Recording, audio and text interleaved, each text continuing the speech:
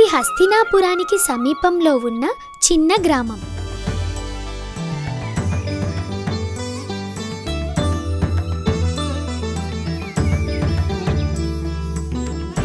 ఆ గ్రామంలో సదానందుడనే రైతు ఉండేవాడు. అతడు బీదవాడు, కానీ చాలా తెలివైనవాడు.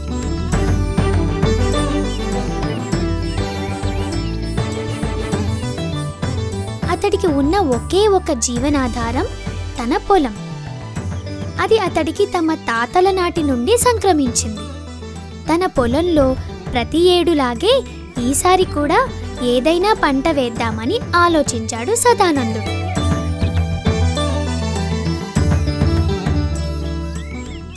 ఒకరోజు సదానందుడు తన పొలానికి వెళ్ళి నాగలికి ఎడ్లను కట్టి దున్నసాగాడు.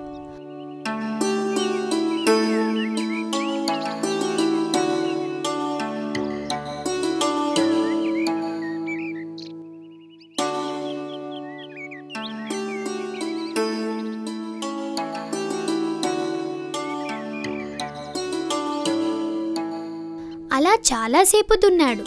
ఆ క్రమంలో నాగలి ఒకచోట ఇరుక్కుపోయింది. ఎడ్లు వాటిని నాగుతున్నాయి, అయినా రావడం లేదు.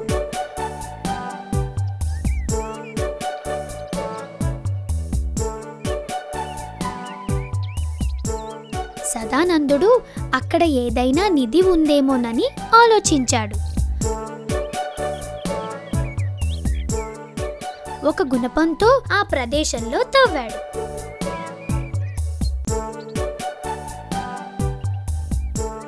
ఒక కుండ బయటపడింది. ఆతృతగా దాన్ని తెరిచి చూశాడు. సదానందుడు అది తెరవడమే ఆలస్యం. అందులో నుండి భారీగా పొగ రాసాగింది. ఆ పొగలో నుండి నవ్వులు వినిపించసాగాయి.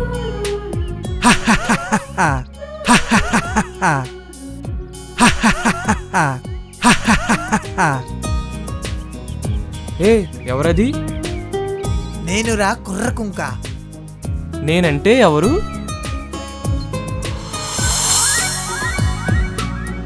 నా పేరు దుర్బుద్ధి. నేను ఇక్కడే చాలా రోజుల నుండి ఉంటున్నాను. నా పొలంలో నీకేం పని?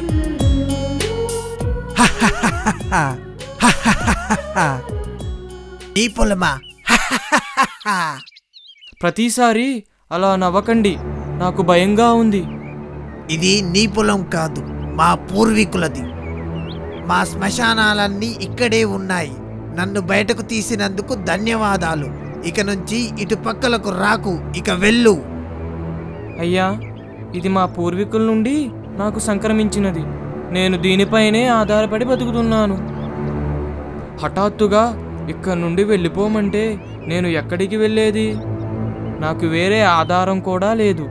ఇది మీకు న్యాయంగా ఉందా? మీ పూర్వీకుల కన్నా ముందే ఇది మాది. నీ మాటలు కట్టిపెట్టి ఇక్కడి నుండి వెళ్ళు. సదానందుడికి భవిష్యత్తు అంధకారంగా కనిపించసాగింది. ఆ రాక్షసుడితో పోరాడే శక్తి లేదు. ఏం చేయాలో తోచడం లేదు. హఠాత్తుగా ఒక ఉపాయం అతడి బుర్రలో పడింది. చివరి ప్రయత్నంగా దానిని అమలు చేసి చూద్దాం అనుకున్నాడు. ఏమిటి ఆలోచిస్తున్నావు? ఇక వెళ్ళు. న్యాయంగా ఇది మీకే చెందాలి. నేను వెళ్తున్నాను. అయ్యా, ఈ పొలంలో మీరేం చేస్తారు? నేను పంట పండించుకుంటాను. అయ్యా, పంట పండడం అంత సులువైన పని కాదు. ఎన్నో సాధక బాధకాలుంటాయి. దున్నటం నుండి పంట చేతికి వచ్చే వరకు కనీసం 6 నెలలు పడుతుంది. అప్పటిదాకా ఓపికతో పసిపాపలాగా చూసుకోవాలి. నేను అంత కష్టపడలేను. పైగా నాకంత ఓపిక లేదు. ఇప్పుడు నన్ను ఏం చేయమంటావు? నేను కష్టపడి పంట పండిస్తాను. వచ్చిన దాంట్లో చెరిసగం తీసుకుందాం. కానీ ఈ నేలని నాకు వదిలేస్తానంటే? ఇందులో ఏదో కుట్ర ఉంది. ఇందులో కుట్ర ఏమీ లేదు. నీకు అంతగా అనుమానం ఉంటే నేల లోపల ఉన్నది నేను తీసుకుంటాను, నేలపైన పెరిగినది నీవు తీసుకో. సరే, నువ్వు అన్నట్లుగానే కానివ్వు. మాట తప్పావో నీ ప్రాణాలు తీస్తా. రాక్షసుడు అక్కడి నుండి అదృశ్యమయ్యాడు. సదానందుడు తన తెలివిని మెచ్చుకుంటూ తన ఇంటికి వెళ్ళిపోయాడు.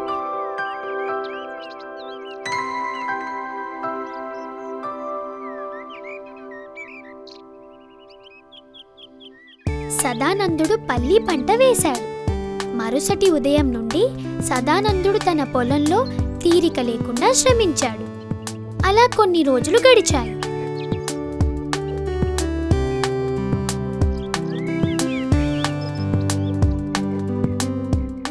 ఒకరోజు అమ్మయ్యా, కష్టానికి తగ్గ ఫలితం దక్కింది. ఈ పల్లి పంటను బజారులో అమ్మి బాగా డబ్బు సంపాదిస్తాను. కానీ ఈ రాక్షసుడితో చిక్కు వచ్చింది. సదానందుడు ఆలోచిస్తుండగానే రాక్షసుడు అక్కడ ప్రత్యక్షమయ్యాడు. ఏది నా భాగం?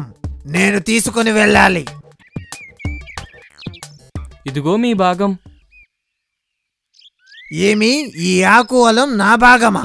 ఆ పల్లి మొత్తం నీ భాగమా? ఇది మోసం. ఇది మొత్తం నాదే, నీకివ్వను. మీరు మాట తప్పను అన్నారు. మనం ముందుగా అనుకున్నట్లుగానే నేల లోపల ఉన్నది నాకు, నేలపైన ఉన్నది నీకు. నేను అలాగే పంచాను. సరే, ఈసారి మాత్రం నేల లోపల ఉన్నది నాకు, నేలపైన ఉన్నది నీకు. రాక్షసుడు అక్కడి నుండి అదృశ్యమయ్యాడు. సదానందుడు ఈసారి వరి పంట వేశాడు. దానిని బాగా సాగు చేశాడు. పంట చేతికి వచ్చింది. ఒకరోజు సదానంద, నీవు పండించిన పంటలో నా వాటా నాకివ్వు. ఇదిగో తీసుకోండి. ఏమిటి? ఈ వేర్లు నా భాగమా? ఇది మోసం, దగా. మీరేం చెప్పారో గుర్తుకు తెచ్చుకోండి. మోసం లేదు, దగా లేదు. మీ భాగం మీరు తీసుకుని వెళ్ళండి. రాక్షసుడు తన తెలివి తక్కువతనానికి సిగ్గుపడి ఈ మానవ మాతృలతో తాను నెగ్గలేనని భావించి అక్కడి నుండి వెళ్ళిపోయాడు. మిత్రులారా, చూశారుగా అంత భయంకరమైన రాక్షసుణ్ణి ఎలా బోల్తా కొట్టించానో. ఎంత అపాయం వచ్చినా ఉపాయంతో జయించాలి. మళ్ళీ కలుస్తా.